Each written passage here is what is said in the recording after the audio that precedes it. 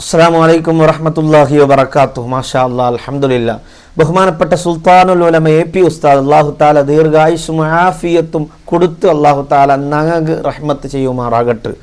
ഉസ്താദ് അതിശക്തമായ ഒരു ഇടപെടൽ, ഉസ്താദിനെ ഒരു മധ്യസ്ഥിക്കായിട്ട് ആ ഒരു ഇടപെടൽ കാരണത്തിൽ നാളെ ഗല്ലു ശിക്ഷലായിട്ട് ഈ ലോകമേ വിട്ടുപോണായ ഒരു പെണ്ണുക്ക് ഉസ്താദിനെ ഇടപെടൽ കാരണത്താൽ ഒരു റിലീഫ് കിട്ടിപ്പോയിത്ത്.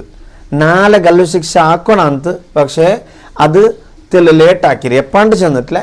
നാളത്തത് ക്യാൻസൽ ആക്കിയിട്ട് മുന്തുപിടിക്ക് ആക്കിയിട്ടുള്ള റിപ്പോർട്ടായിട്ട് ഇപ്പം കിട്ടിയോണ്ടുള്ളത്. അത് കാരണം എന്താ വെച്ചെന്നെങ്കിൽ ഈ കൊല്ലപ്പെട്ടു പോയ തലാൽ മെഹദീൻ ചെല്ലുടെ ആ കുടുംബത്തെ ആൾമാരുടെ ഉൾഗത്തിൽ കുറേ ആൾമാർ ഇല്ല ഞങ്ങൾ മാപ്പ് കൊടുക്കുക തീറ ശിക്ഷ ആവണോ ചെന്ന് ചൊല്ലിട്ടാங்க ഉള്ളാറ്.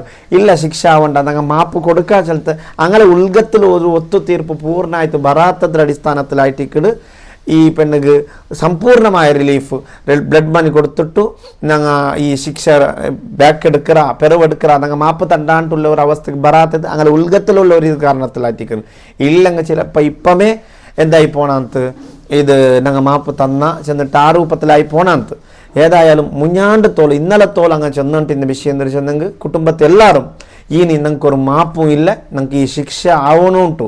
ഈ പെണ്ണുക്ക് ഞങ്ങളെ ഈ മഹദിരെ കൊന്ന ഈ പെണ്ണുക്ക് ശിക്ഷ ആവണു ചെന്നിട്ട് ഹട്ട പിടിച്ചിട്ട് ഇന്നത്തെ കുടുംബം ഇപ്പം എല്ലാവരും മുൻപെല്ലാം റാഹത്തായോ സമാധാനമായിട്ട് ബ്ലഡ് മണി എടുത്തിട്ട് മാപ്പ് കൊടുക്കരക്കത്തെ ഒരു തീരുമാനത്തിൽ വന്നിടാം. ബട്ട് കുടുംബത്തെ എല്ലാവരും അത് റെഡിയില്ല. കൊറിയ ആൾമാരേനും ബാക്കിയുണ്ട്. ഇൻഷാ അല്ലാഹ് അത് ശരിയാവും. സുൽത്താനുൽ ഉലമ ഇടപെട്ടപ്പോൾ അവിടെ പിന്നെ ബഹുമാനപ്പെട്ട ഹബീബ് ഉമർ ഹഫീൽ തങ്ങ ഇടപെട്ടിട്ട് അവിടെ അങ്ങനെ ഇങ്ങനത്തെ മുണ്ടിട്ടുള്ള ആക്കിയത് കൊണ്ടായിട്ട് ഇത് കൊടുത്തോലെ എത്തിയത്.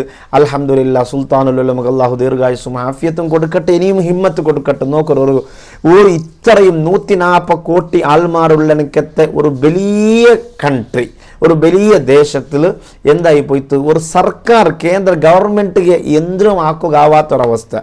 ഗവൺമെൻറ് ഉണ്ടോ, വിദേശാംഗ ഇലാഖ ഉണ്ടോ, അതിലൊട്ടിಗೆ ഇന്ത്യൻ എംബസി ഉണ്ടോ, അതും ഇതും എല്ലാം എന്നിട്ടും എന്തും ആക്കുകാവില്ല ഞങ്ങളെ കൊണ്ട്. ഞങ്ങൾ ആക്കിയതല്ല ആക്കിയ ഇതാ ഞങ്ങൾ കൈവിട്ടുകൊണ്ടുള്ള ചെന്നിട്ട് സുപ്രീം കോർട്ടിಗೆ ഒഫീഷ്യലായിട്ട് കേന്ദ്ര ഗവൺമെൻറ് അറിയിച്ചത്.